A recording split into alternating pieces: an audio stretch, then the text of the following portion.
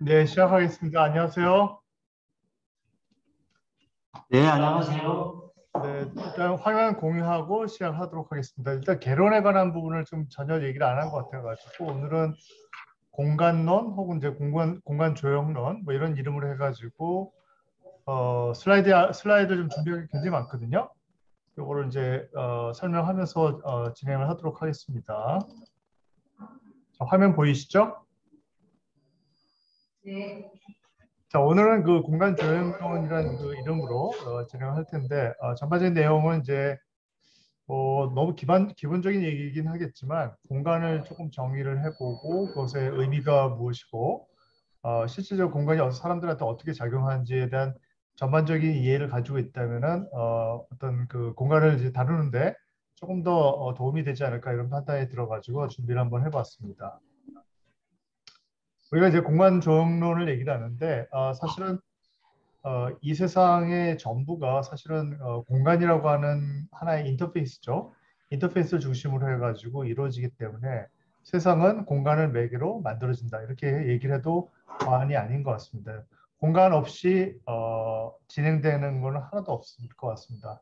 남녀 간의 사랑도 공간을 통해서 만들어지고 그 다음에 교육도 공간이 있어야 되고 일을 하는 것도 사람의 삶이라고 하는 것 자체가 공간이 없으면은 불가능하다라고 얘기할 정도로 공간은 굉장히 중요하다 이렇게 얘기할 수 있습니다. 그렇기 때문에 이 공간의 조형을 따른다라고 하는 것은 어떤 형태를 조작하는 거죠. 그렇기 때문에 심미적인 기술뿐만이 아니라 안 들리시나요? 네, 지금 조절하고 있습니다. 이거 나가게 할 수 있어요. 심리적인 측면에서도 굉장히 중요하다 이렇게 말씀을 드릴 수가 있습니다. 잠시만요. 제가 한번 조정을 해볼게요. 왜 안 되지 또? 최대한 키우는데. 지금 여기서 소리가 TV에서 소리가 나야 되는데. 소리가 나서요?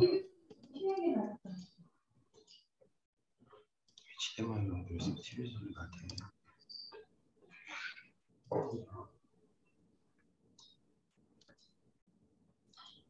자, 할까요? 네네네네네. 예. 소리가 그래서 커졌어요. What is the space? 공간에 대한 정의를 뭐 여러 가지 이제 책을 좀 제가 봤어요.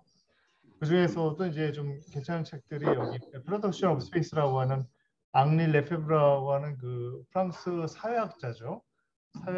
사회학자들이 사실 훨씬 더 잘 이해를 하고 있는 것 같아요. 소리가 더 앙리 작아졌는데. 레페브의 이제 그 Production of Space라고 하는 책도 괜찮고 그다음에 좀 쉬운 책이 이진경이라는 사람이 쓴 근대적 시공간의 탄생이라고 하는 그런 책이 있어요. 그 책에서 많이 이제 발췌를 했습니다. 그래서 오늘 내용은 공간에 대한 정의와 의미. 교수님 소리가 더 작아졌는데요? 이상하네.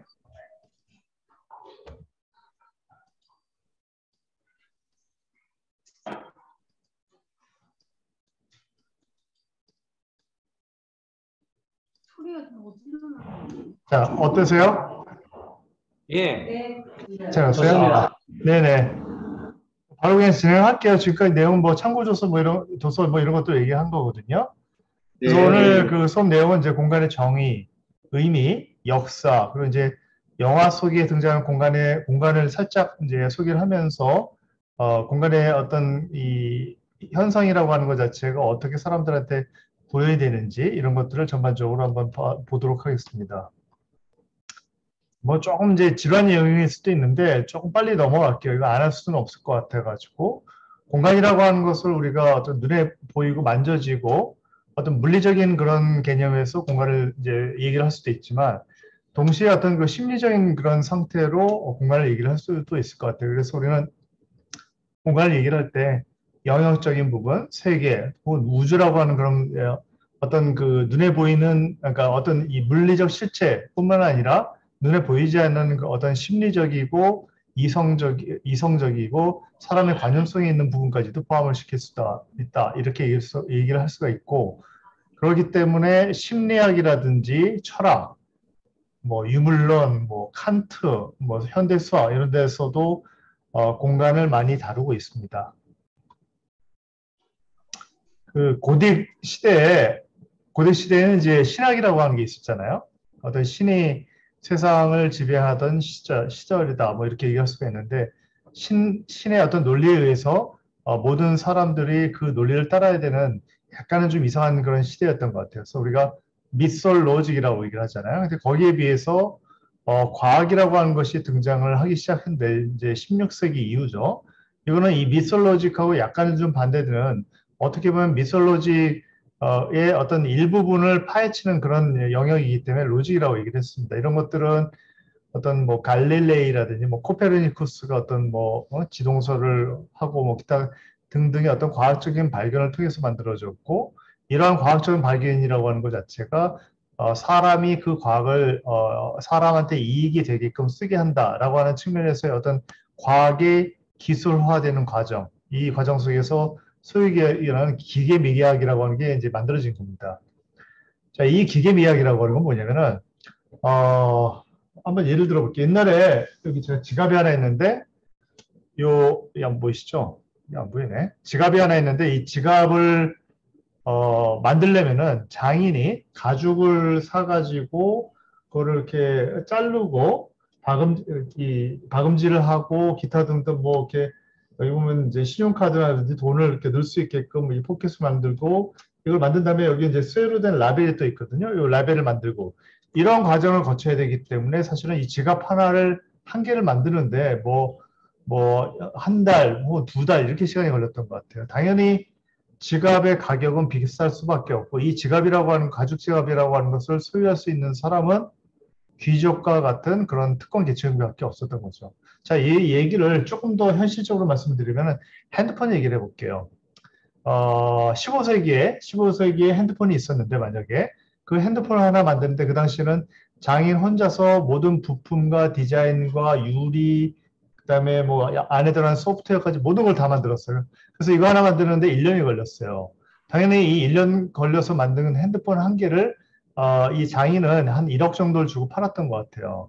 당연히 1억 주고 핸드폰을 살 수 있는 사람의 숫자라고 하는 게 극히 제한되어 있기 때문에 귀족, 왕족만 이 핸드폰을 사용할 수 있었다라고 얘기할 수가 있습니다. 그런데 과학이라고 하는 게 발견이 되고 과학이 기술화되면서 19세기에 이제 산업혁명이라고 하는 게 이루어지기 시작했습니다.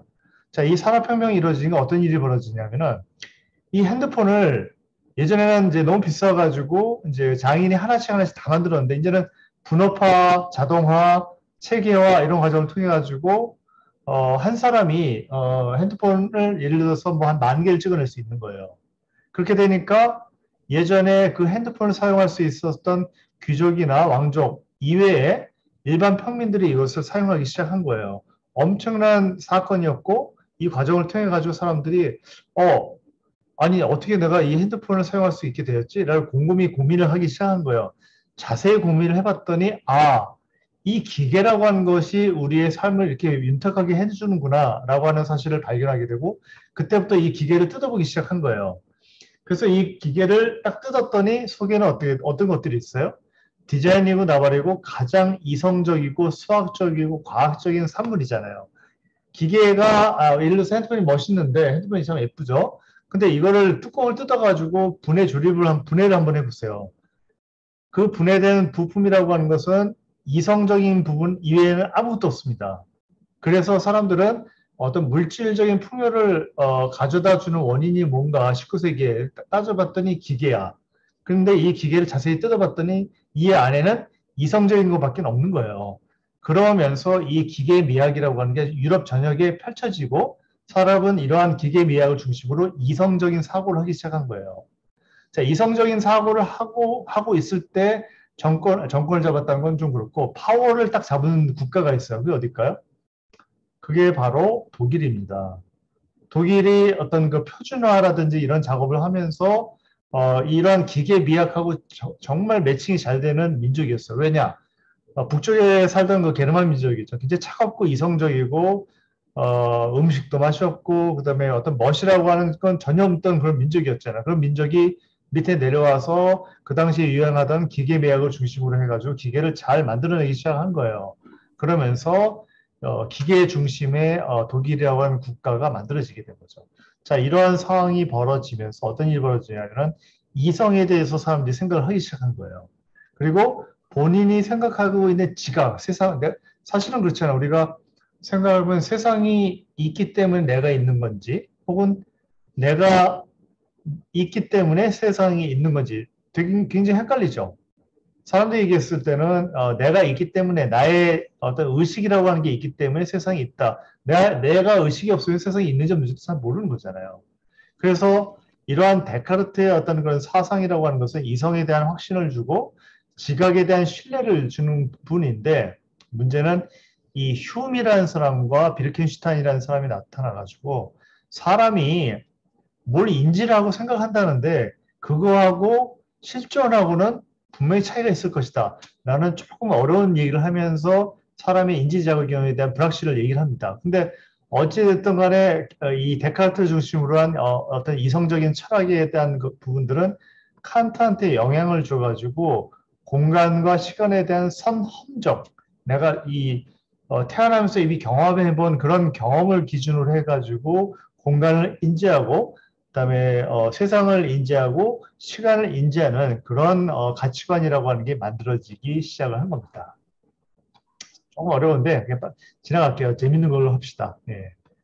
자, 그래서 공간을 이제 얘기를 하는데 공간이 처음 생겼을 때를 우리가 그 물리학자들이 빅뱅이라고 얘기를 해요. 자, 빅뱅이라고 하는 것은 하나의 작은 폭발이거든요. 뭔가 이 세상에 물질도 없고 공간도 없고 아무것도 없었는데 갑자기 뭐가 탁 터졌어. 터지면서 소위 얘기하는 그 공간이라고 하는 게 만들어졌고 터졌다고 하는 것은 하나의 물질이 터진 거잖아요.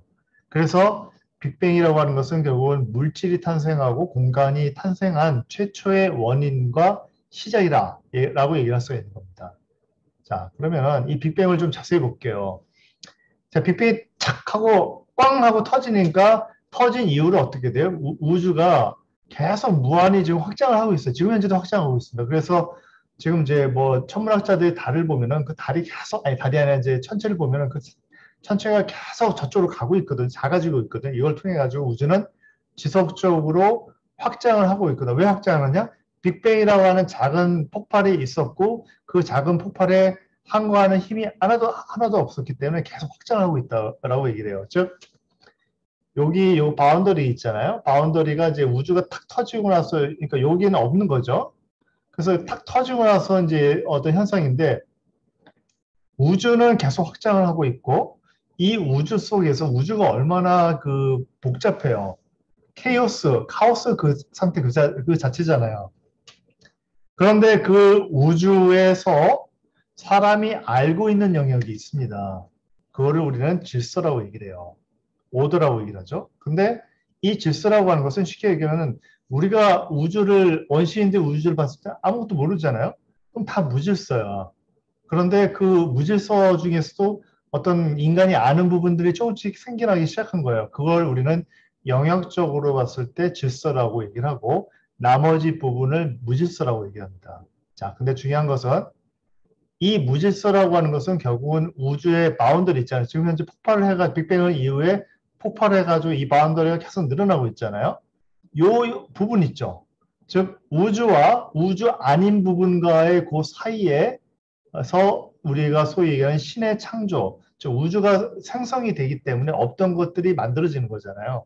그래서 신의 창조가 주로 발생되는 부분은 이 우주의 경계선에서 이루어진다라고 얘기를 할 수 있는 거고 이 복잡한 케이오스 상태의 우주 중에서 사람이 알고 있는 영역을 질서라고 하고 나머지를 무질서라고 얘기한다면 인간의 이 질서라고 하는 것은 무질서로 확장이 되고 있어요. 다시 얘기해서 이 무질서의 상당 부분이 지금 현재에도 계속 질서화되고 있거든요. 잘 모르는 것들을 우리가 어느 날 알게 됐어. 우주의 질서에 대해서. 그런 거예요. 그게 무질서가 질서가 되는 거잖아요. 그렇다면은 질서하고 무질서 사이에 있는 요 영역 있잖아요. 요 영역에서 인간의 창조가 주로 발생을 한다라고 얘기를 해요.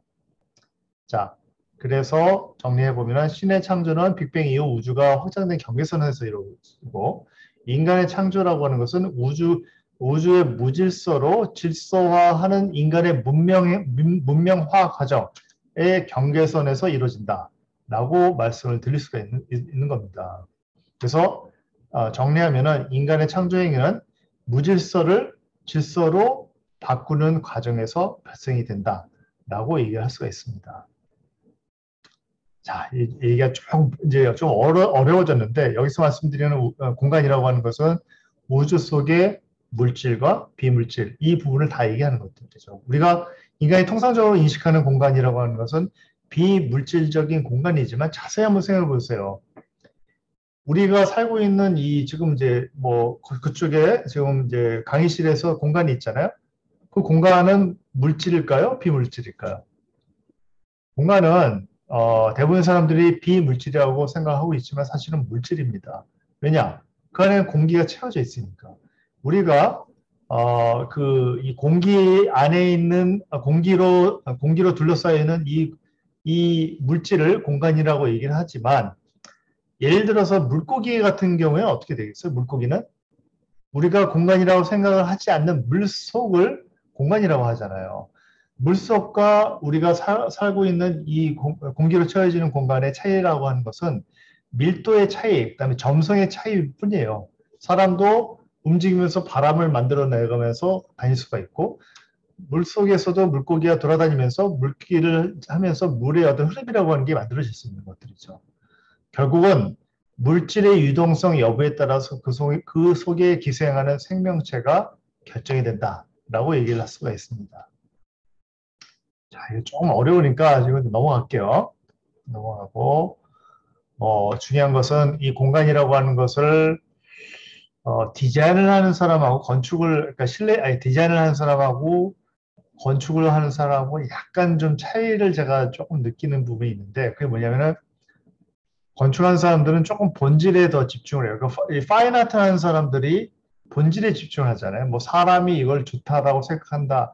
이게 멋있다, 안 멋있다. 이건 전혀 관심이 없고 이것이 본질적으로 아름다운가, 아름답지 않은가. 이걸 가지고 고민을 하잖아요. 건축가들도 그 부분인 것 같아요. 근데 디자인은 생성 자체가 사람을 중심으로 해서 시작이 된 것 같아요. 그래서 모든 것들을 사람을 기준으로 해가지고 만들어지는데 이것은 결국은 뭐냐면 사람의 인식 범위 안에 있는 미의 세계냐 아니면 사람의 인식하고 관계없다 하더라도 본질적인 미의 의식이냐 이 차이가 아닐까 이런 생각이 듭니다. 자, 이제 첫 번째 공간의 정의는 조금 어려운데 지나가겠습니다. 자, 두 번째는 공간의 의미에 대해서 이제 말씀드리겠는데 여기 슬라이드에 좀 퀄리티가 조금 안 좋아요. 제가 이제 그 대학교 때 봤던 어떤 그런 일본 잡지가 있거든요. 그걸 이제 스캔을 해가지고 올려놓은 부분들이라서 좀 퀄리티가 안 좋습니다. 좀 이해를 하고 근데 이만한 내용이 없는 것 같아가지고 이게 뭐냐면은 이제 나이가 드신 분들은 좀 아는데 신건축이라고 하는 일본 잡지가 있어요. 건축 잡지인데 거기서 매해 이제 그 공모전을 매해가 아니죠. 뭐 1년에도 막 수차례씩 이제 공모전을 하는데 거기서 당선된 거예요. 이걸 보면은 정말로 공간 디자인이라고 하는 것 자체가 사람을 중심으로 이루어지고 있구나라고 하는 것을 이해를 할 수가 있습니다. 자, 이 공모전의 그 주제가 뭐냐면 굉장히 재밌습니다. 계절을 체험하는 공간이었어요. 근데 거기서 이게 아마 1등을 했던 작품인 것 같은데 이게 뭐냐면은 지하로 내려가는 그 카페를 하나 만들었어요. 그리고 카페에 이제 앉아서 보는 요 시선에 여기에 창문을 이렇게 만들어 놨거든요. 자, 이 창문을 통해서 보이는 것은 여기가 바닥이 돼요. 땅바닥이. 그러니까 사람들이 이 도로에서 이제 걸어 다니게 돼 있는 거죠. 그래서 이 도로를 보면서 사람들의 그 다리를 포커스해서 볼 수 있는 창을 여기다 만들어 놓은 거예요. 그래서 여름에는 봄에는 좀 가벼운 그런 것들이 나오고 여름에는 굉장히 뭐 이제 뭐 남자들도 반바지를 입고 다닌다든지 그다음에 신발도 굉장히 좀 가벼운 슬리퍼라든지 이런 것들이 만들어질 거 아니에요. 그러다 가을이 되면서 옷이 차츰 이제 두꺼워지고 어두워지고 그다음에 신발도 어떤 변화가 있을 거고 겨울이 되면 아예 꽁꽁 얼어붙은 빙판을 가야 되기 때문에 신발의 어떤 그런 쿠션이 이런 것들이 많이 달라지겠죠. 즉 사람을 전체를 봤을 때는 파악을 하지 못하지만 부분을 봤을 때 파악을 하는 것에 포커스를 맞춰가지고 사계절의 변화를 보여준다라고 하는 그런 부분들이죠. 즉 전체는 볼 수 없으나 부분은 볼 수 있고 신체를 강조하는 공간적인 기교를 통해서 의상이나 신발에 나타난 계절감을 공간적인 테크닉으로 사용했다. 이렇게 볼 수가 있습니다. 자, 이와 같은 방식으로 사람의 인식을 중심으로 어떤 무엇을 느끼게 하고 무엇을 체험하게 하는 게 공간이라고 하는 머신, 스페이스라고 하는 그런 머신이 가지고 있는 특징이다. 이렇게 얘기를 할 수가 있습니다. 이것도 마찬가지로 계절을 체험하는 공간인데, 자, 이 친구는 2등을 했을 거예요. 근데 추나추동 해가지고 뭐냐면 이렇게 경사진 유리, 그러니까 거울이죠. 경사진 거울면을 집에다가 이렇게 중정에다 이렇게 넣어놨어요. 그래서 이 반대편에 이렇게 참선하면서 앉아 있으면서 이제 명상을 즐기는데, 명상을 즐기면서 하늘을 볼 수가 있는 거죠. 이 사람이 포커스를 맞춘 거는 뭐냐면은 사계절의 변화라고 하는 것은 하늘의 변화를 통해서 알 수 있다라고 하는 본인 나름대로의 어떤 그 계절감에 대한 해석을 통해서 이루어졌다라고 말씀드릴 수가 있습니다. 자, 이게 이제 이게 1등을 한 것 같다. 이거는 뭐냐면 굉장히 심플해요. 심플한데 이런 조형물들 그다음에 건물에 이렇게 슬릿을 만들어 가지고 햇볕이 들어오게 한다든지 이런 것들인데 여름에는 이 각도가 굉장히 가파르겠죠. 그리고 겨울이 되면 이 느슨해지기, 그러니까 이 태양 고도가 낮아지면서 그림자가 깊게 지겠죠. 그래서 이 그림자가 지는 그 각도, 이것을 통해서 사계절을 경험하고 체험한다라는 그런 얘기였던 것 같습니다.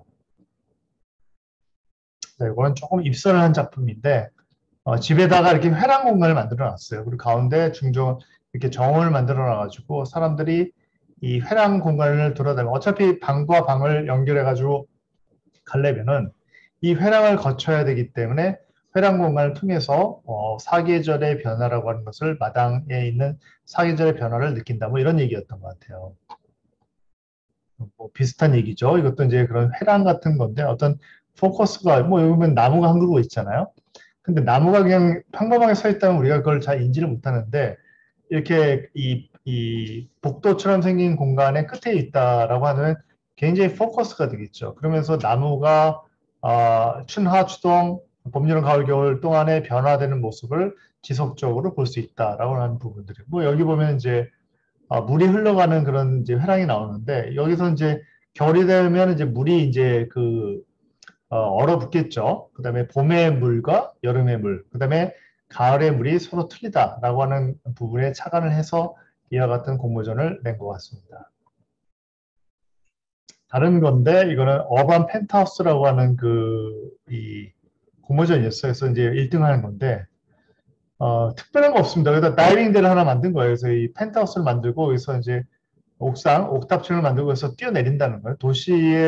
도시에 몸을 던진다라고 하는 그런 이제 장면을 이제 한 거죠.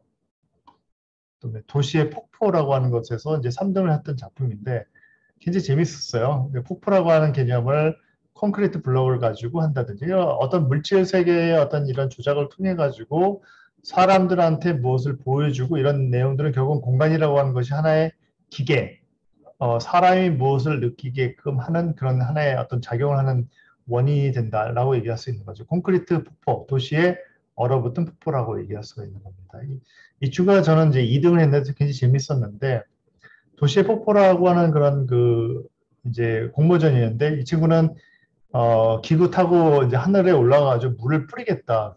그 과정을 통해서 이제 무지개를 만들겠다라고 하는 그런 산뜻한 아이디어를 통해 가지고 이제 얘기가 됐습니다.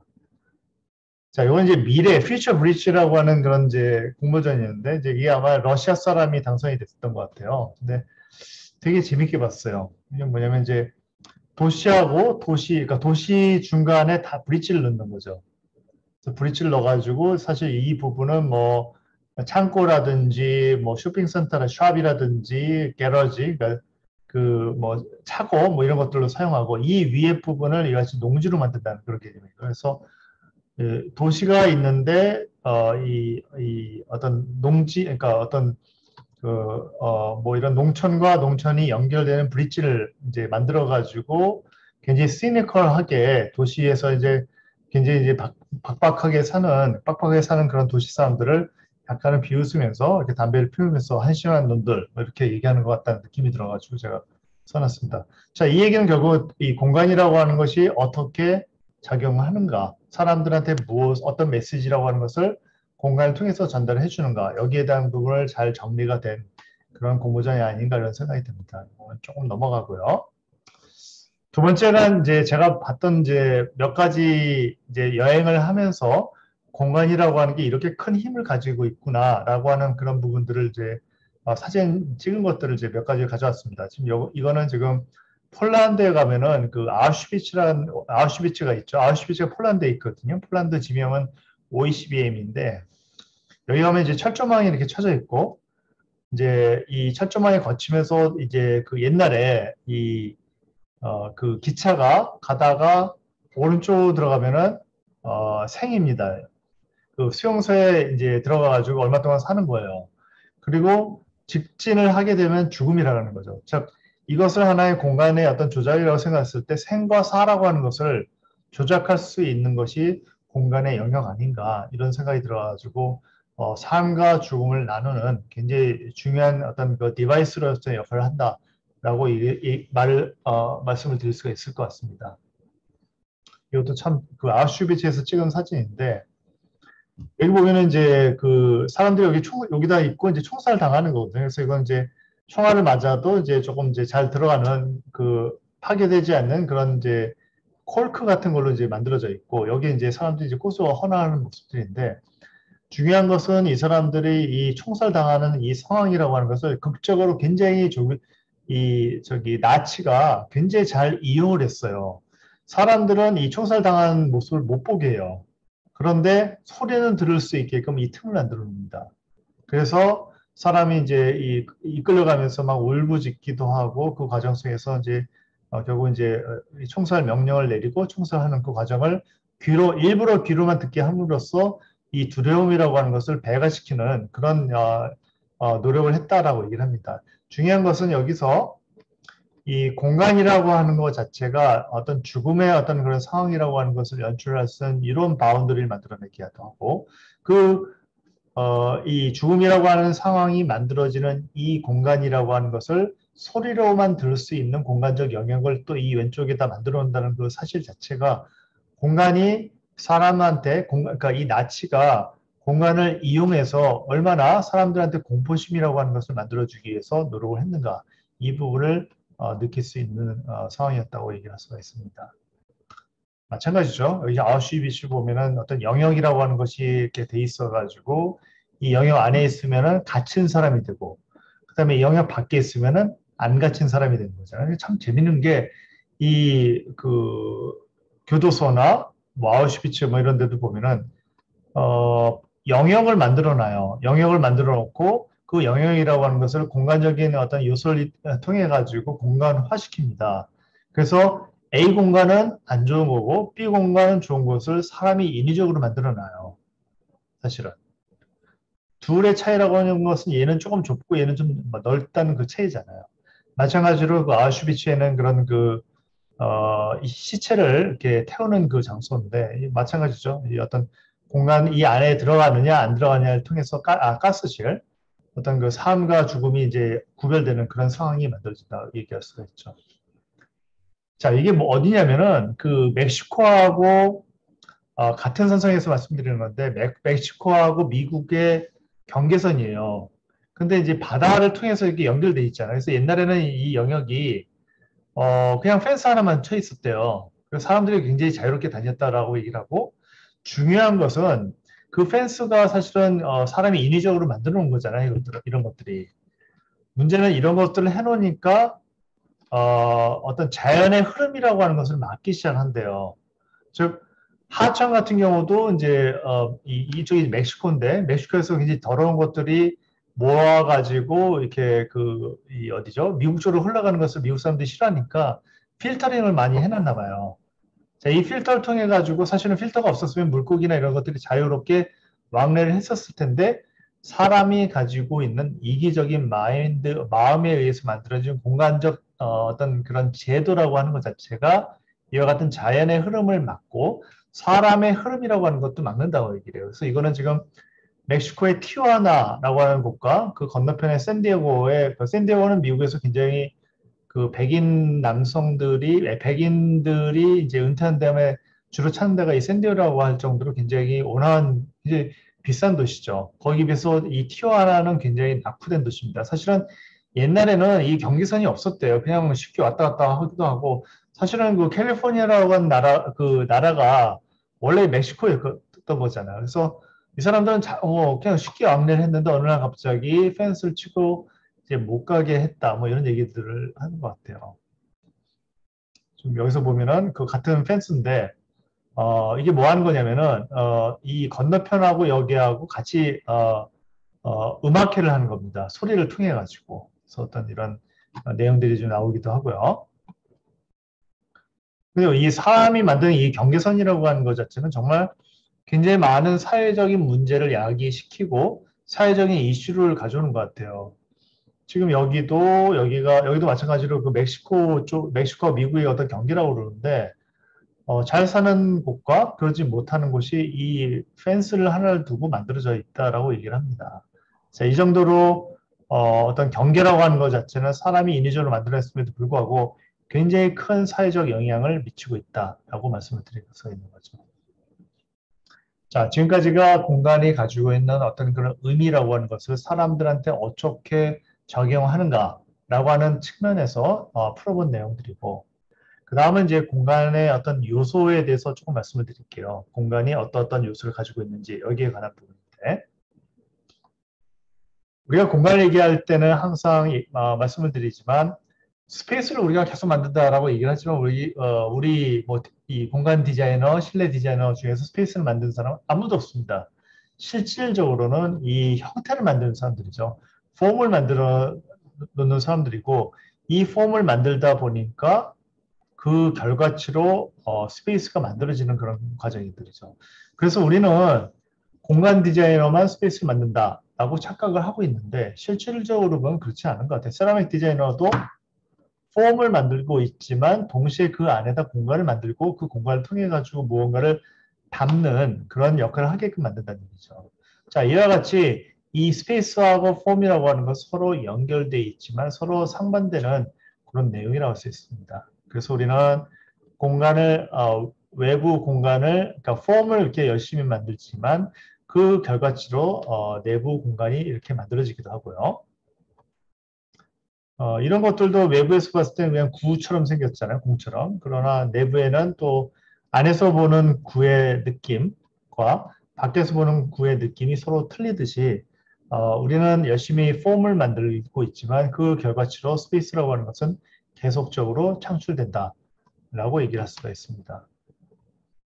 마찬가지로 그 다니엘 리벤스킨트의 유대인 박물관을 보면은 뭐 이런 슬릿 뜻이 여기 보면 이렇게 슬릿이 나오잖아요. 오늘 유대인 얘기를 좀 많이 하는데 유대인들이 아까 그 보여드렸던 그런 작은 틈을 통해 가지고 자기 동료가 죽는 과정, 자기 가족이 죽는 과정을 볼 수밖에 없었던 그런 상황들을 공간에 표현하기 위해서 이러한 작은 창문들을 만들고 그다음에 실질적으로 이 안에 들어가면은 굉장히 갇힌 공간이 돼가지고 위에서 나온 작은 빗줄기에 의존해가지고 그 빗줄기가 하나의 희망으로 생각하고 굉장히 긴 나날을 살아갔다라고 얘기를 합니다.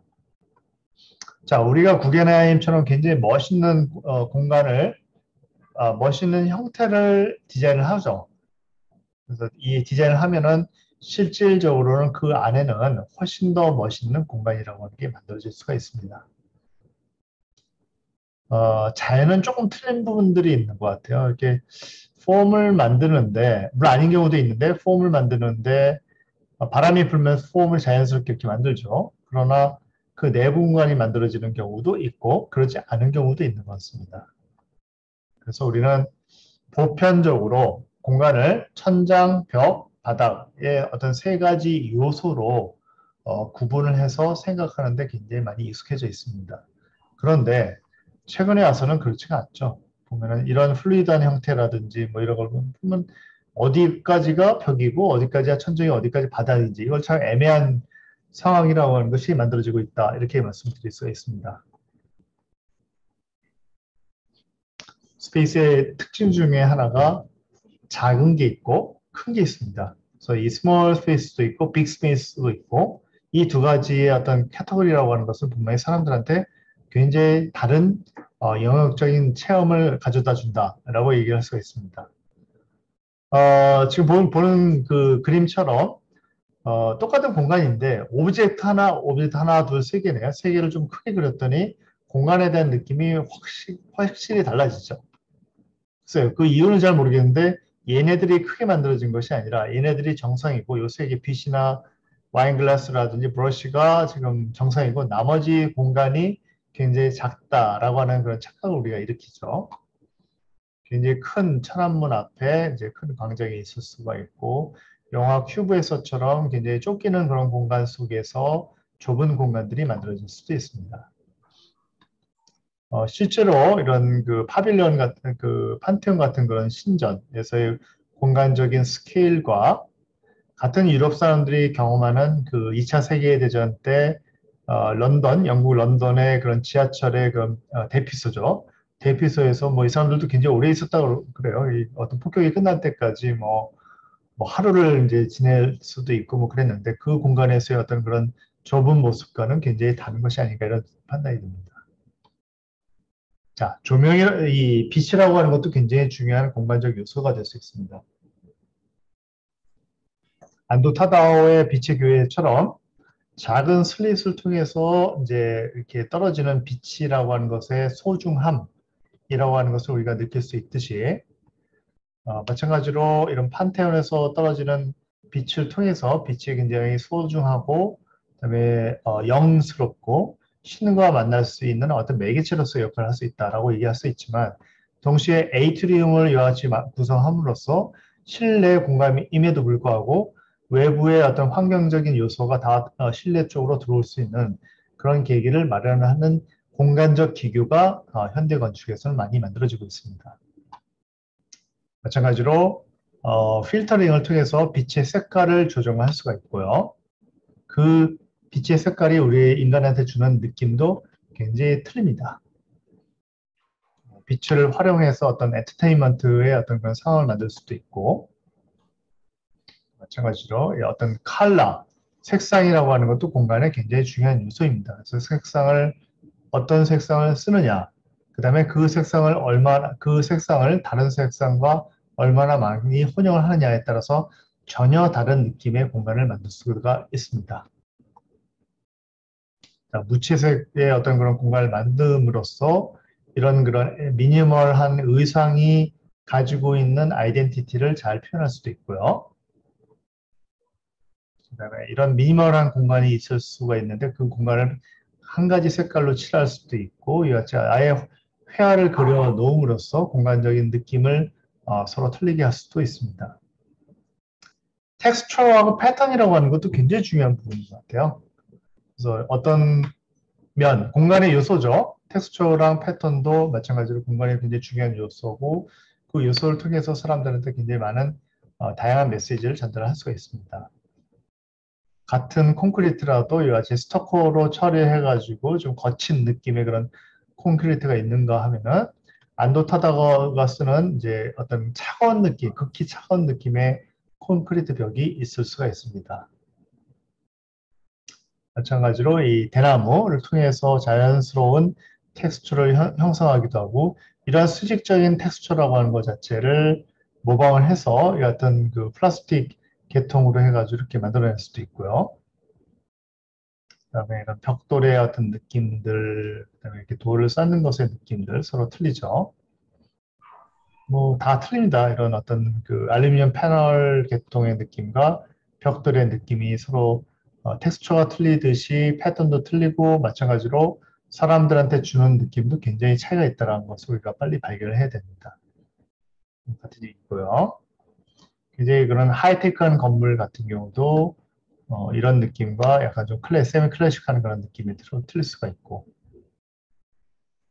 그 다음에 이 배드 스페이스, 굿 스페이스를 말씀을 드리는데 사실은 조금 애매한 부분이 있습니다. 무엇이 배드 스페이스, 굿 스페이스냐 라고 하는 것은 그 사회가 가지고 있는 가치관에 따라서 전혀 다른 상황이 만들어지는 것 같아요. 지금 이거는 이 그림은 굉장히 재밌어서 지금 제가 봤는데 뭔가 좀 사람들은 불안해하고 그 다음에 조금씩 반만 보이는 사람들이 많이 있잖아요. 그래서 어떤 그런 감시를 서로 간에 이렇게 감시를 주고받는 그런 관계라고 하는 것들이 조금씩 보입니다. 굉장히 불편한 그런 상황을 연출하고 있고요.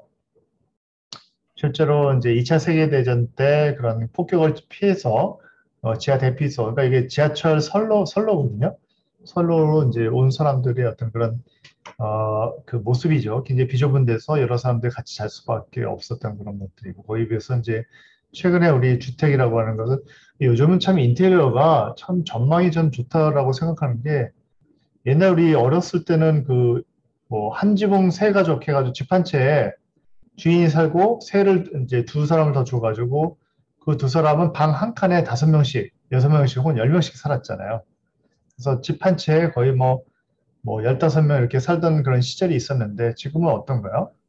1인 1집 시대잖아요. 1인 1방 시대도 아니고 1인 1집 시대고, 좀 있으면 1인 2집 시대가 될 것 같아요. 그래서 본인이 어떤 농촌 같은데 이제 작은 이제 집을 만들어 놓고 서울에는 아파트가 있고 뭐 이런 관계들.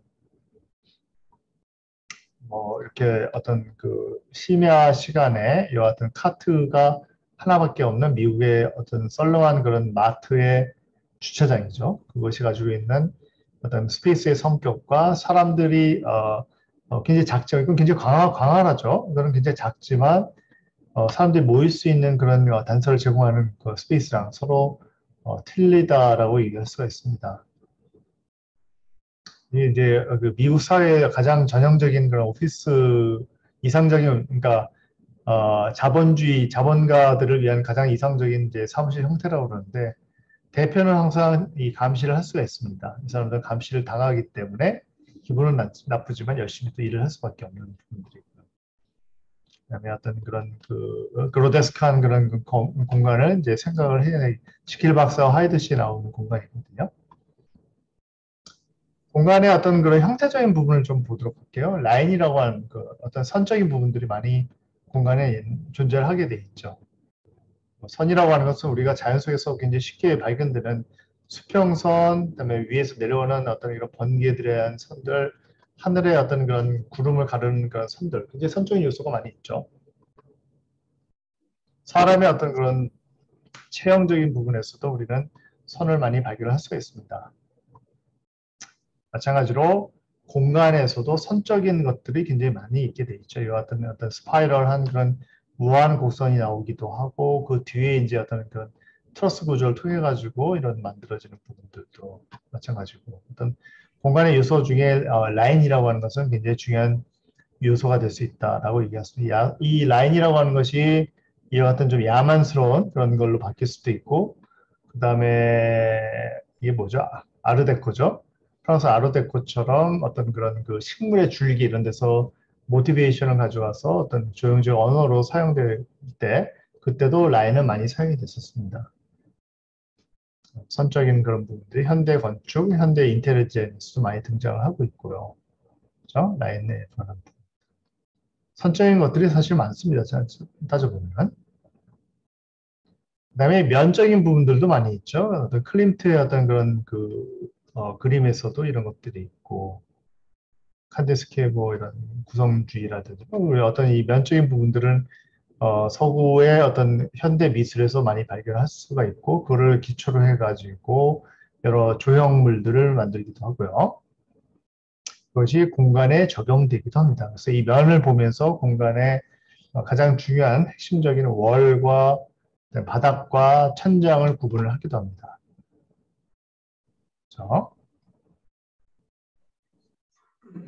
자, 이 프로포션이라고 하는 것도 굉장히 중요한 그 공간적 요소라고 할 수가 있습니다. 굉장히 많이 연구가 돼 있고, 실질적으로 사람들은 알게 모르게 본인이 그 시대가 지향하는 프로포션을 따라서 무엇을 그린다고 얘기를 해요. 그래서 정사각형에서 루트 구형을 구하는 방법을 통해 가지고 황금 비율이라고 하는 것의 개념을 설명하고 있고요.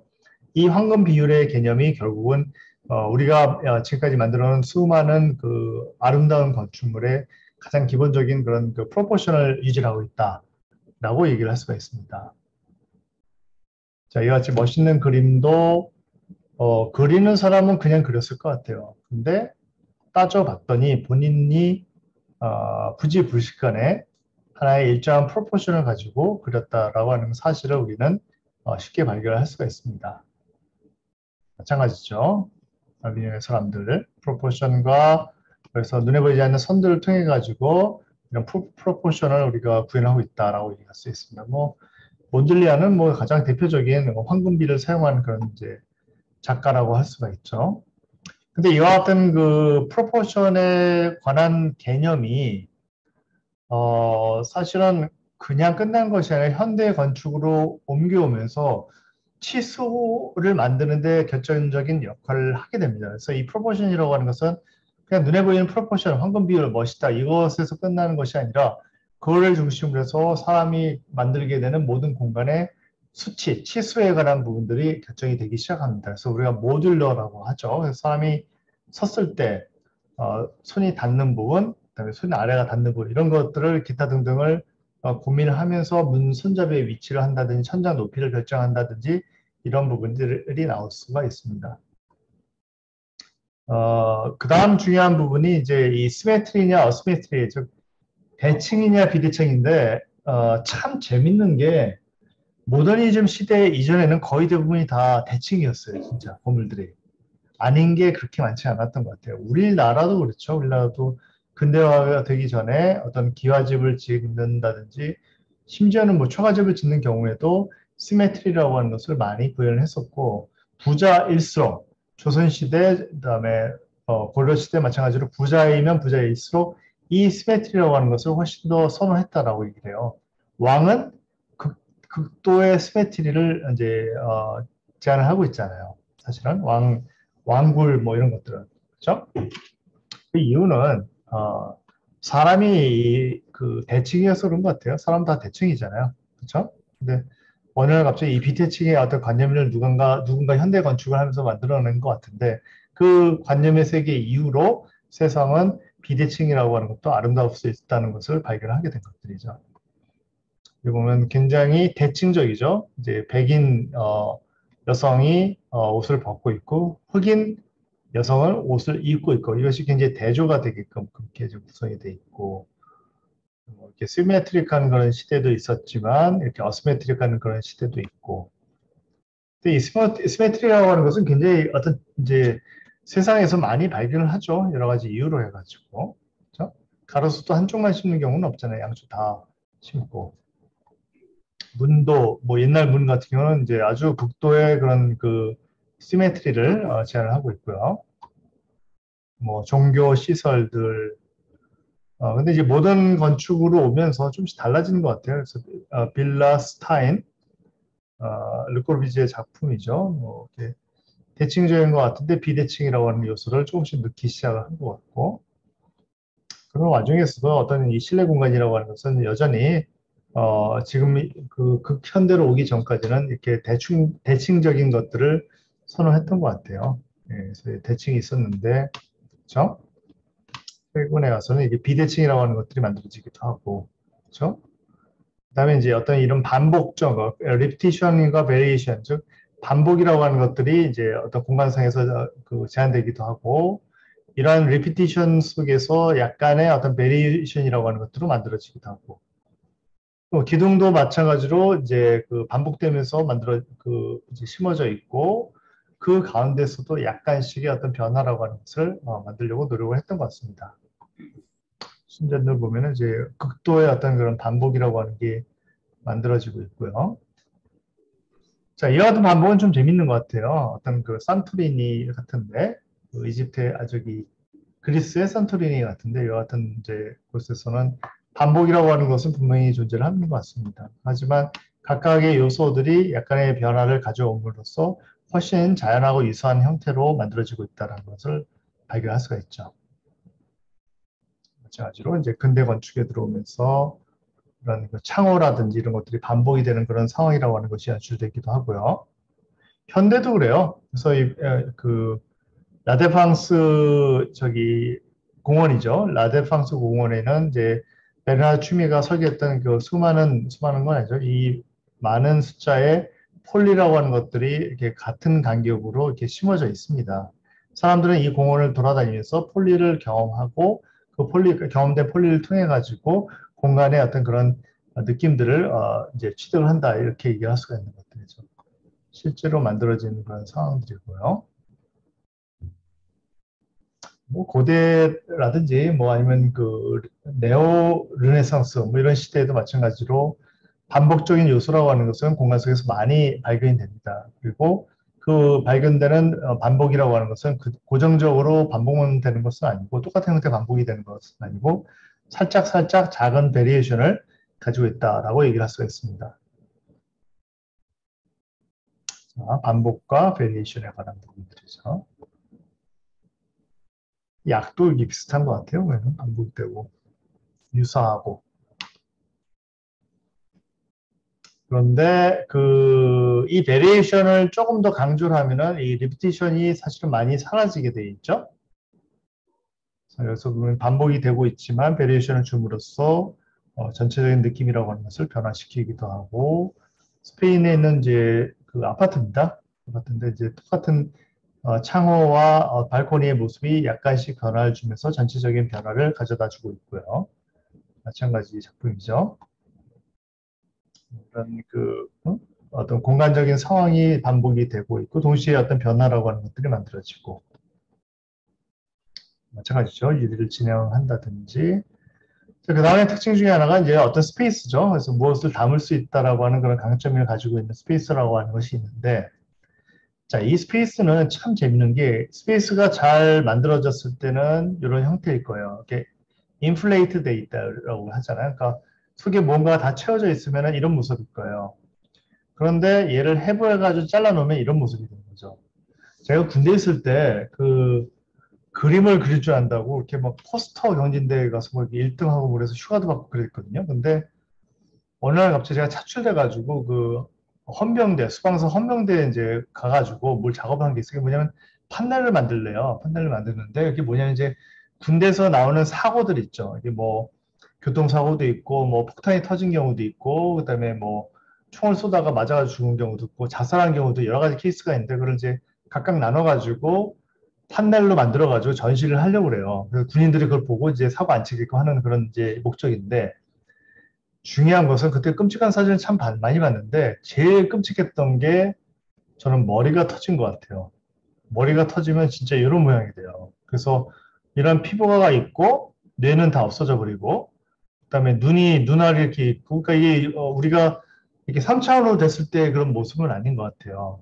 그래서 중요한 것은 이 스페이스라고 하는 것은 항상 그 안에 공간을 머금고 있거나 아니면 이 개구리인가 두꺼비인가 아무튼 안에다가 어떤 그런 조직을 가지고 있는 그런 모습들인데 그 안에 있는 내용물을 비웠을 때는 사실은 우리가 예상했던 형태가 아닌 디플레이션 됐을 때의 모습이라고 하는 것은 우리가 꿈꾸던 그런 아름다운 모습은 아닌 것 같습니다. 마찬가지죠. 자동차가 얼마나 예뻐요. 사실은 그 디자인하기 위해서 그 산업디자인과 디자이너가 수많은 날을 헤매면서 밤을 새면서 작업을 했을 거 아니에요. 근데 그 녀석이 어느 날 사고가 났다. 그러면은 그 아름다움이라고 하는 것은 순식간에 없어지면서 전혀 다른 형태를 만든다는 거죠. 자, 여기서 핵심이 되는 것은 얘네들이 어울려다는 뜻이 아니라 얘네들은 굉장히 변화무쌍하다는 거죠. 개구리를 안에 있는 내장물을 다 빼놓고 하면은 이렇게 될지 아니면 여기 발이 붙을지 아무도 모르잖아요. 얘네들도 이렇게 디플레이션 됐더니 이렇게 엉뚱한데 이렇게 찌그러질 수도 있고 저렇게 찌그러질 수도 있고 이 차도 이렇게 사고 날 수도 있고 저렇게 사고 날 수도 있고 즉 다양성이라고 하는 것은 완제품을 벗어났을 때 다양성이라고 하는 게 만들어진다라고 얘기할 수 있습니다. 저는 이 공간을 보면 딱 이건 것 같아요.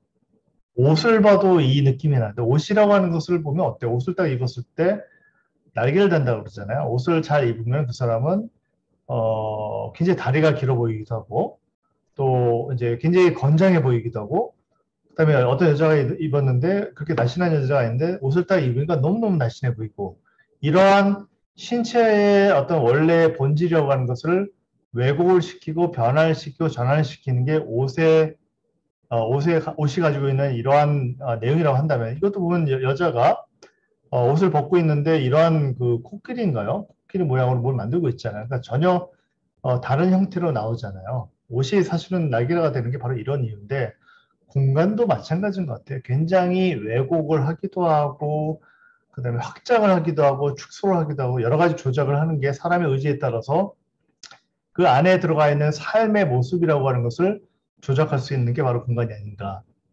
이런 생각이 듭니다. 그래서 사실은 저는 그 인체의 신비주의죠. 굉장히 좋아하는 이유 중에 하나는 지난번에 첫 번째 강의에서 말씀드렸지만, 우리가 굉장히 익숙해진 어떤 이 서피스의 상태라고 하는 것은 사실은 그 안에 있는 굉장히 다양한 어떤 요소에 의해서 결정이 된다라고 얘기를 할 수가 있습니다. 사실은. 부모님이 껍데기를 이렇게 딱 만들어 놓고 우리가 여기 안을 채우는 것이 절대로 아니다라고 얘기할 수가 있겠죠. 그런 부분들을. 사실은 사람이 가장 먼저 경험하게 되는 공간이라고 하는 것은 어머니 뱃속인 것 같아요. 근데 우리가 다 기억을 못 하고 있을 뿐이지. 근데 어떻게 보면 그 안에서 사람이 자라는 그런 과정 속에서 그 답답한들을 어떻게 견디고 있었을까 이런 생각도 좀 드는 것 같아요. 그래서 어디더라? 어떤 나라에서는 그 사람이 죽었어. 우리나라도 그런 경우가 있었는데 죽었을 때 이 모습을 그대로 재현해가지고 꾸부정한 모습으로 이제 그 분묘를 이제 만드는 그런 경우도 있다라고 얘기를 합니다. 이미 이제 신체의 인체의 신비전 그 내용들이고요.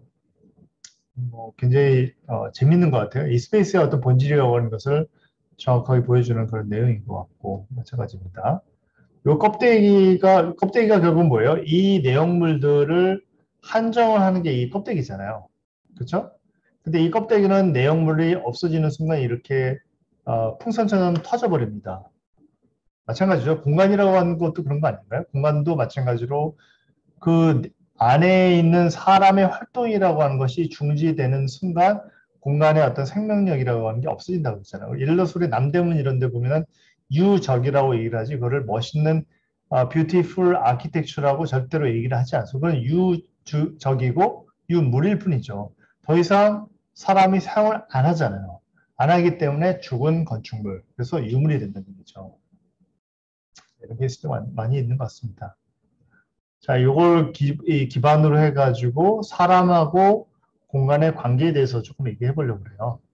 조금 중복되는 부분이 있긴 한데, 이게 이제 뭐냐면 이제 그 푸시업 브라라고 하는 이게 뭐 굉장히 그 광고가 그 여성 속옷 이제 광고인데 너무 잘했어요, 사실은. 뭐 요거 하나 가지고 모든 걸 설명을 하고 있잖아요. 이런 부분들. 그래서 이 디스턴스라고 하는 것을 통해 가지고 이 여성의 어떤 그 신체라고 하는 것을 암시적으로 보여주는 그런 사진이라고 할 수 있고 이런 것들은 사실은 이 간격의 어떤 차이라고 하는 것을 통해 가지고 암묵적으로 디스턴스라고 하는 것의 개념을 사람들한테 설명해 주는 그런 부분인 것 같아요. 네. 이 여자로서는 뭐 본인의 신체의 여부를 떠나가지고 앞에 있는 남자와 충분히 띄우려고 그러겠죠. 그렇죠? 근데 남녀 사이가 가까워질 수 있는 그런 케이스라고 하는 것은 그렇게 많지 않은 것 같아요. 사실 연인의 관계가 아니면 이 정도의 포즈라고 하는 것은 사실은 좀 쉽지가 않은 거고 만약에 이 정도로 붙은 사람들이 서로 동성일 경우에는 소위 얘기하는 조금 부적절한 그런 관계가 아닌가 이런 우리가 오해를 살 수도 있겠죠. 사실은 그런 부분들을 이제 보여주기도 합니다. 그러나 남녀 사이도 그렇죠. 이렇게 완전히 가까운 것과 살짝 떨어져 있음으로써 둘 사이의 어떤 그런 관계라고 하는 것에 대한 미래지향적인 부분들이 보이는 거죠. 둘의 관계가 더 발전을 할 것인가라고 하는 부분은 디스턴스라고 하는 것 자체가 설명을 해준다라고 얘기할 수가 있습니다. 자, 이와 같이 공간 속에서 어떤 이 거리라고 하는 것은 굉장히 중요하고, 그 다음에 이 거리를 통해 가지고 사람의 관계라고 하는 게 만들어지고, 이 사람의 관계라고 하는 것이 만들어지게끔 거리를 조정할 수 있는 게 바로 스페이스의 역할이라고 할 수 있습니다. 지금 이걸 보면은 15.2cm면 굉장히 이게 얼마나 좁아요. 사람의 피부의 상태를 볼 수 있을 정도로 이제 가까운 거리이기 때문에 섬세한 시각은 흐려지고 의사소통에서 발성, 소리의 어떤 역할이라고 하는 것이 축소되는 그 거리가 이 정도라고 얘기를 합니다. 이 내용은 그 에드워드 홀이라는 사람의 숨겨진 차원이라고 하는 책에서 발췌를 했습니다. 그리고 45.7cm는 굉장히 친밀한 관계라고 얘기해요.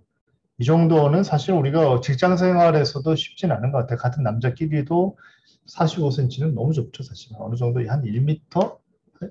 최소한 70cm 정도는 하는 것 같고, 이때는 상대방의 어떤 손발을 잡을 수 있는 거리가 되고, 머리의 크기라든지 눈의 홍채, 못의 혈관, 모공이 실제보다 크게 보이는 그런 상황들이고, 숨결의 냄새를 느낄 수도 있고, 그렇죠? 그런데 원하지 않은 거리가 아님에도 불구하고 이러한 거리를 유지해야 되는 상황이 있죠. 그건 뭐죠? 지하철 등 대중교통 수단에서 이제 나타나는 일이죠. 지하철이나 이제 버스 같은 그런 대중교통망이 만들어지기 전에는 이 소셜 디스턴스가 그렇게 가깝지 않았을 것 같아요. 76.2cm가 되면은 상대를 잡을 수 있으나 시각적인 왜곡이 없으며 상대의 3차원적 질감이 두드러져 보이는 그런 거리라고 할 수 있고, 중요한 게 이 치수래요. 배우자나 연인이 아닌 여성이 이 거리 안에 들어와 있으면 굉장히 부적절한 관계를 보일 수 있다라고 얘기를 합니다. 그래서 아무튼 잘 가지고 다녀야 될 것 같아요. 그래서 76.2cm를 항상 염두하면서 거리를 봐야 되지 않을까 이 생각이 듭니다. 120cm라고 하는 것은 개인의 거리라고 해서 두 사람이 모두 팔을 뻗어서 손발이 닿는 그런 거리라고 할 수 있겠죠. 210 정도가 되면 비개인적 업무가 행해지는 거리라고, 그러니까 공식적인 그런 업무가 행해지는 거리는 2m 10 정도는 돼야 된다라고 볼 수가 있고, 3m 70 사회적 거리, 7m 60 이렇게 해가지고 이제 나눠놨습니다. 공적인 거리라고 하는 것은 이제 그 공적인 인물과의 거리, 본인에게서 허락받지 않고도 다가갈 수 없다라고 하는 그런 거리라고 하는 것의 개념이 만들어진다라고 얘기할 수 있습니다. 자, 이 거리에 대한 개념들은 우리가 인테리어 하면서 진짜 많이 나오게 되는 것 같아요. 그 공간을 사용하는 사람들이 어떻게 공간을 사용하게 할 것인가, 그 사람들 사이의 친밀도를 어떻게 나는 디자인으로서 조정할 것인가를 결정하는 게 바로 이 부분이라고 쓰겠죠. 그래서 사람들의 요 의자를 얼마나 멀리 떨어뜨려 놓느냐, 이걸 가지고 결정이 된다라고 얘기할 수 있죠. 그러나 사회적인 사건에 의해서 이 디스턴스가 달라지기도 해요. 예를 들자면 우리가 코로나가 딱 이루어지니까 어떻게 돼요? 거리가 굉장히 멀어지고 있죠. 이런 부분들이 결국은 사회적인 철학, 사회적인 지향점이 공간의 체계를 바꾸어놓는다라고 얘기를 할 수 있습니다. 자, 이와 같이 뭐 좀 편안하게 앉으면서 상대방하고 대화를 할 수 있을 정도로 널쩍한 그런 이제 거리가 만들어질 수도 있고요. 밥을 먹기 위해서 보다 촘촘하게 이제 앉을 수 있는 그런 거리가 만들어지기도 합니다. 그렇죠? 자, 근데 이러한 그 거리라고 하는 것은 거리 자체만으로 존재하는 것은 아니고, 참 중요한 게 생명체는 이 스페이스라고 하는 것을 가지고, 이 디스턴스라고 하는 것을 가지고 영역이라고 하는 것을 만들어내기 시작을 해요. 영역에 대해서 가장 민감한 존재가 누구죠? 동물이라고 생각하고 있는데, 사실은 사람이 훨씬 더 이 영역에 대해서 불쾌감을 가질 수도 있고, 좋은 감정을 가질 수도 있고, 갇힌 느낌을 가질 수도 있고, 어떤 이 영역이라고 하는 것은 굉장히 중요한 요소가 되고 있다는 거죠. 가장 기본적인 영역은 뭔가요? 본인의 몸이죠. 그래서 이 본인의 몸을 침투하는 그 순간 엄청난 피해를 보고 있다라고 하는 것을 보통 느끼게 됩니다. 그래서 의복이라고 하는 것은 그러한 침투라고 하는 것을 철저하게 막기 위한 가장 기본적인 주택과 같은 그런 역할을 하고 있다라고 얘기를 할 수가 있습니다. 뭐 공원에서 이와 같이 어떤 이런 영역을 이런 식으로 표현을 할 수도 있고요. 그다음에 뭐 천막 하나 치면은 이제 테리토리 어떤 영역이 만들어지기도 하고요. 그다음에 이제 어떤 이 영역이라고 하는 것은 사실은 그냥 치는 것은 아닌 것 같고, 사람의 몸하고 좀 관련이 있는 것 같아요. 그래서 사람의 몸이 펼쳐질 수 있는 그런 영역까지의 그런 모습을 얘기한다든지, 뭐 이런 영역적인 부분에서 몸에 관한 그 스터디가 이루어졌고, 그걸 기준으로 어떤 모듈러라고 하는 것이 만들어졌습니다. 그래서 몸을 중심으로 사람의 영역, 내가 내 마음대로 할 수 있는 영역을 만들고, 그 영역을 통해 가지고 어떤 작업이 가능하게끔 여러 가지 치수의 개념이 만들어지기도 하고요. 이거를 활용해서 계단과 같은 것의 높이가 결정이 되고, 그다음에 어떤 그 계단의 높이가 결정이 되겠죠. 우리가 만약에 키가 2배로 컸으면 어땠을까요? 손잡이도 2배로 컸고, 그다음에 이 계단 하나의 높이도, 그다음에 폭도 2배로 컸겠죠. 이런 이 몸의 치수를 가지고 사람이 혼자서 다닐 수 있는 홀웨이와 두 사람이 편할 수, 세 사람이 다닐 수 있는 뭐 이런 것들을 한정함으로써 사람과 사람의 어떤 그런 관계라고 하는 것을 조정할 수도 있는 부분들이죠. 예, 최소 수치, 치수의 개념을 아주 옛날에 근대 건축을 하면서 사람들이 인간공학이다 뭐다 하면서 다 만들어 놨습니다. 그래서 우리는 그걸 따라서 하는 것이 조금 편하겠죠. 절대치는 아니죠. 뭐 모습들. 그렇죠.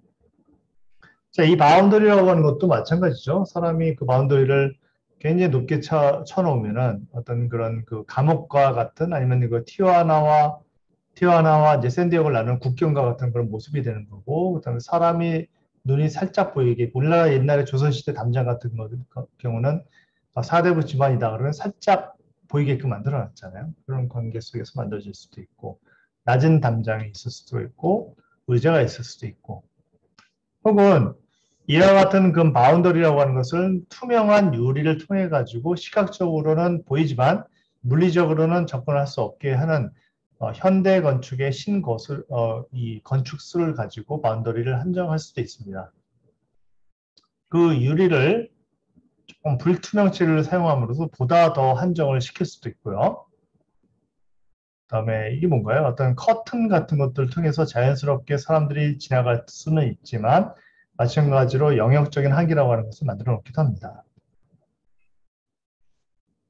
그 바운더리가 만드는 공간의 형태라고 하는 것은 굉장히 다양할 수가 있고요.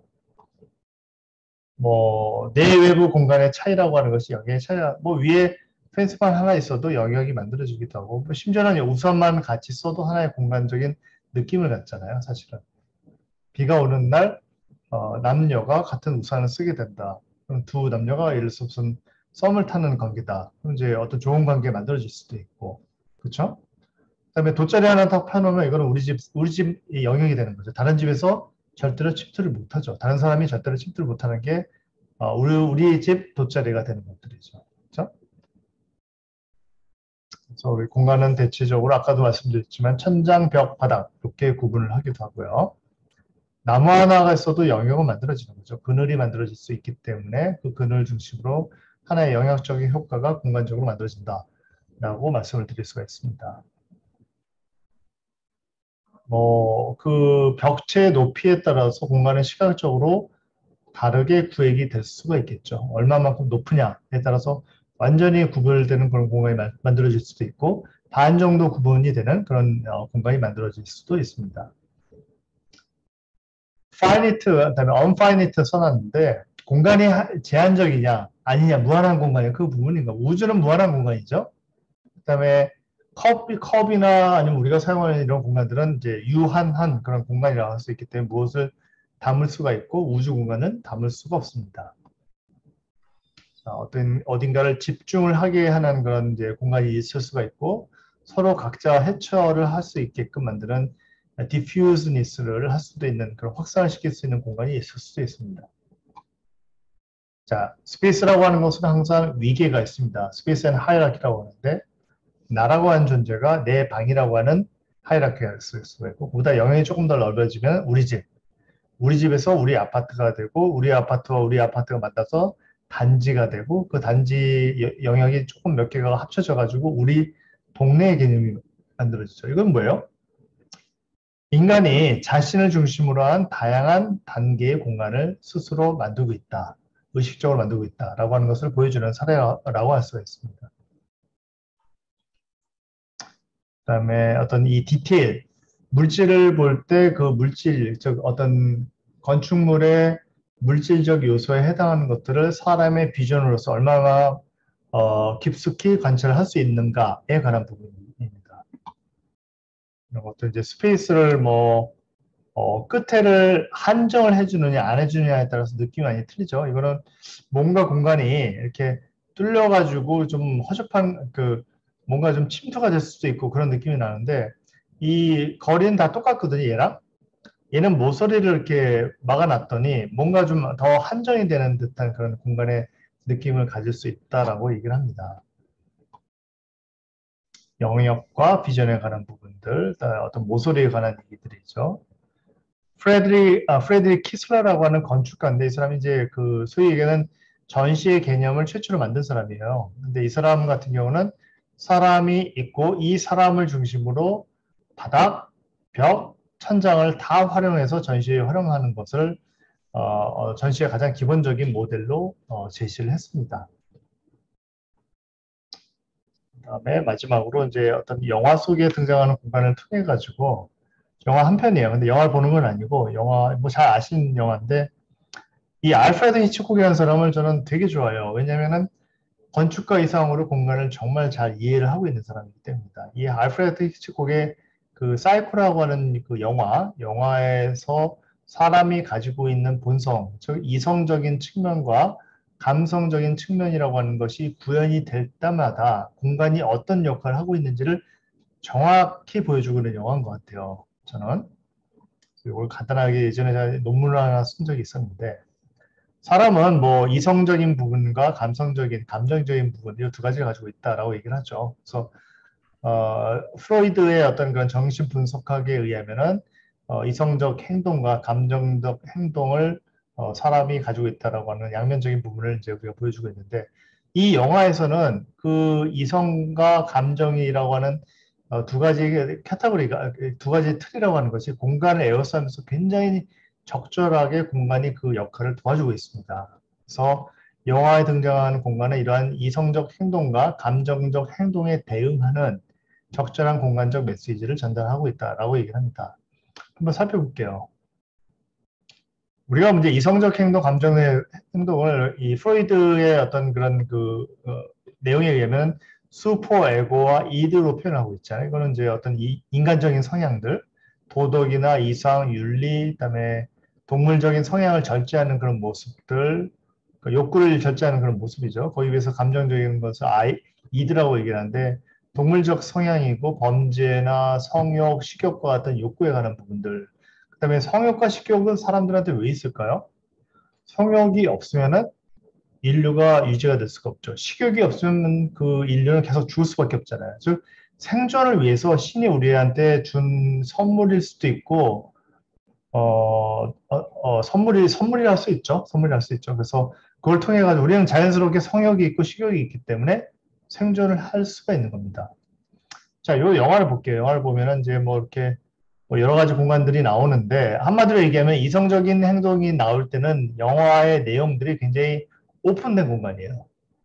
뭐 지극히 다양한 내용일 수도 있는데 감정적인 행동이 나올 때는 누굴 죽인다든지 섹스를 한다든지 뭐 옷을 갈아입는다든지 이런 행동을 할 때는 어때요? 항상 폐쇄적인 공간에서 이루어지고 있습니다. 한번 볼게요. 이 프로이드가 이게 첫 장면인데 이 여자가 이제 주인공이거든요. 나중에 죽죠. 근데 이 두 주인공이 대낮에 이제 그 회사 일을 보다가 중간에 와가지고 이렇게 둘이 이제 어떤 관계를 맺는 그런 장면인데 중요한 것은 이 사람들이 관계를 맺었구나라고 하는 것을 암시하는 이 장면에서 커튼이 막힙니다. 커튼을 쳐가지고 외부 사람들이 못 보게 하는 그런 폐쇄적인 공간으로 바뀝니다. 즉 성욕이라고 하는 것이 구현되는 공간은 뭐 당연한 얘기겠지만 타인의 시선으로부터 자유로운 굉장히 폐쇄적인 공간에서 이루어진다라고 얘기할 수 있습니다. 그렇죠? 근데 차츰 이 사람들이 옷을 입기 시작하고 그다음에 마지막으로 이제 포옹을 하고 나서는 그다음에 커튼을 열어요. 여는 과정을 통해 가지고 저렇게 창문을 열죠. 창문을 열는 과정을 통해서 두 사람 다 어떤 감정적인 그런 개체로부터 이성적인 개체로 바뀌게 되어 있습니다. 그래서 이 주인공이 마리아네요. 마리아와 그의 애인 샘, 이 사람이 샘이죠. 샘이 사랑이 끝날 무렵 커튼이 젖혀지게 되고 외부의 시선으로부터 이제 어떤 자유롭지 못한 그런 공개적인 공간으로 바뀌는 거죠. 마찬가지로 이 그 비서가 이제 사무실로 돌아와서 이제 사장, 그다음에 이 본인한테 집적거리는 어떤 남자, 이 두 사람을 만나서 굉장히 공개적인 장소잖아요. 그렇기 때문에 어떤 그 포멀한 그런 대화가 만들어지고 있습니다. 그렇죠? 자, 그러다가 이제 그녀의 보스가 일하는 이제 요 장면 이후에 요 두 사람이 이 자기 사무실로 들어가잖아요. 근데 중요한 게 이 자기 사무실로 들어가면서 이 유리창이 썬팅이 돼 있어요. 반사 유리가 되거든요. 그 얘기는 뭐예요? 타인이 안을 못 보게 하겠다라고 하는 그 결국은 뭐예요? 이 안에서 두 사람 사이에 어떤 그런 욕망에 관련된 컨버세이션, 어떤 비즈니스라든지 이런 얘기들, 혹은 이 두 사람이 주로 이 비서에 대한 어떤 그런 그 친구가 어떤 속내를 드러내는 그런 모습들을 보여주고 있거든요. 이 얘기들은 결국은 사람이 가지고 있는 욕망이라고 하는 것이 표출되는 공간은 굉장히 폐쇄적인 공간이다라고 얘기할 수가 있는 부분들이죠. 마리안이 차를 바꾸는 장소, 차를 이제 타고 가다가 이제 들킬 것 같으니까 이제 중고차 가게에서 바꿉니다. 새 걸로. 그러면서 어떤 이 경찰관이 이제 본인을 감시한다는 그런 부분들이 있는데 이런 부분들을 공개적인 장소이기 때문에 돌릴 수 있는 그런 내용들이 표현되고 있습니다. 실제로 이제 마리안이 더러운 돈이죠. 훔친 돈이죠. 아까 요 사무실에서 돈을 훔쳐가지고 나왔거든요. 그래서 차를 사고 도망가는 그런 과정들인데, 이 차를 이제 바꾸면서 돈을 줘야 되잖아요. 근데 본인이 가지고 있는 그 본인의 어떤 욕망이라고 하는 것이 숨겨져 있는 그 돈을 세는 장소는 화장실 안입니다. 화장실 안에는 누가 있어요? 아무도 없잖아요. 그래서 폐쇄적인 공간에서 본인의 욕망이라고 하는 것 자체, 깨끗하지 않을 돈을 세는 그런 욕망이라고 하는 것이 펼쳐지는 공간이 폐쇄된 공간이다라고 얘기할 수가 있는 것들이죠.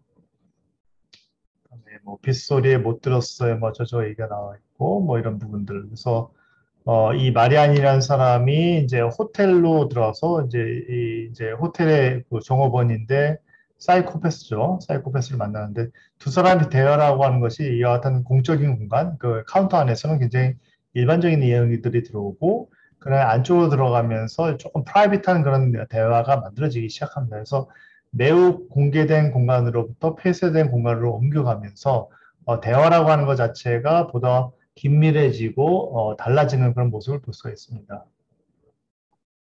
그리고 주인공이죠. 이제 이 사이코패스인데 이 마리안이라는 사람이 옷을 갈아입는 모습을 이 벽의 구멍을 통해 가지고 보는. 그러니까 소위 얘기하는 이게 이제 어떤 권력에 관한 부분인데 이 사람은 시각적인 권력을 가지고 있는 공간에 있는 거죠, 지금 현재. 그래서 이 공간은 본인이 가지고 있는 욕망을 표출하기 때문에 굉장히 폐쇄된 공간입니다. 그리고 주인공 마리안이 이제 샤워를 하다가 죽잖아요.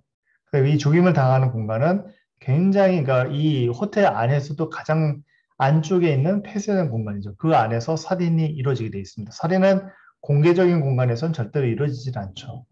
그렇죠? 그 다음에 이제 그 개방된 공간에서 이제 경찰관이 찾아왔는데, 뭐 아무 일도 없었다 뭐 이런 얘기를 하는데, 이 경찰관이 의심을 하죠. 의심을 하다가 결국 이제 안쪽에 그 자기 집까지 들어왔는데, 이제 사이코패스인 이 아들이 자기 엄마의 이제 복제된 그 피부를 덮어 쓰고 이 경찰을 죽이는 과정이 나오죠. 어떤 개방적인 공간에서 폐쇄적인 공간으로 갈수록 살인이라고 하는 것이 이루어진다라고 하는 것을 보여주는 사례라고 할 수가 있죠. 모습들 그렇죠? 좀 빨리 지나가겠습니다. 그래서 이제 타인으로부터 시선이 차단된 공간에서 본인만의 어떤 그런 욕망이라고 하는 것을 보여주는 그런 내용들이 이루어진다라고 얘기를 할 수가 있죠. 그렇죠?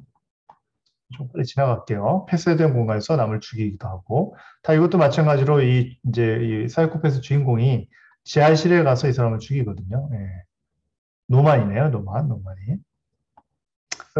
결론적으로 말씀드리면은 공간의 개방성과 폐쇄성이라고 하는 것은 인물의 심리 상태를 극적으로 전환시키는 요소가 됩니다. 그래서 공간이 어떻게 됐다라고 하면은 그게 어떤 그런 그 내용들이 달라지죠. 그게 어떤 영화의 내용이 달라지는 것의 이유는 거기서 행동하는 인물들의 행위가 달라지기 때문입니다. 그래서 개방적인 공간에서는 타인의 시선으로부터 자유롭지 못하기 때문에 이성적인 부분이 굉장히 많이 나온다라고 얘기할 수가 있고, 폐쇄적인 공간일수록 타인의 시선으로부터 자유롭기 때문에 인간이 내면적으로 가지고 있는 기본적인 욕망이라고 하는 것을 펼칠 수 있는 공간이 만들어진다라고 말씀을 드릴 수가 있습니다. 이걸 통해 가지고 이성적 행동과 감정적 행동이 서로 다르게 표출되고 있고, 이것은 결국은 보이느냐 보이지 않느냐에 관한 시각적인 권력과 관계가 된다라고 얘기를 할 수가 있습니다. 그래서 그 영화를 가지고 이제 마침표를 찍어야 될 것 같습니다. 수고하셨습니다. 네, 고생하셨습니다. 자, 뭐 질문 같은 경우는 조금 제가 늦게 했는데 늦게까지 했네요. 좀 질문 같은 게 있으신가요?